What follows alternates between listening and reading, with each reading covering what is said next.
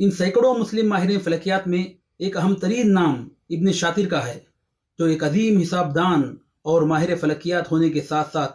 دمشقی جامع اموی کا محتمم اعلیٰ بھی تھا۔ اس نے پہلی بار بطلیموس کے زمین مرکزی کائنات یعنی جیو سینٹرک یونیورس کے نظریے کو سائنسی بنیادوں پر باطل ٹھہراتے ہوئے شمس مرکزی کائنات یعنی ہیلیو سینٹرک یونیورس کا نظریہ پیش کیا اور اس کی صحت پر سائنسی دلیلیں فراہم کی۔ لہذا جدید فلکیات آج اسی نظریے پر قائم ہے۔ اس سے قبل البیرونی اور نصیر الدین طوسی نے بھی اس بطلیموسی نظریے کی تنقید کی تھی، مگر وہ اس سلسلے میں اس کا متبادل نظریہ پیش نہ کر سکے تھے۔ مگر آج اہل مغرب اس عظیم مسلمان سائنسدان کے اس عظیم کارنامے کو اغوا کرتے ہوئے یہ دعویٰ کرتے ہیں کہ اس نظریے کو سب سے پہلے ایک پولینڈی سائنسدان کوپرنیکس نے 16ویں صدی میں پہلی بار پیش کیا،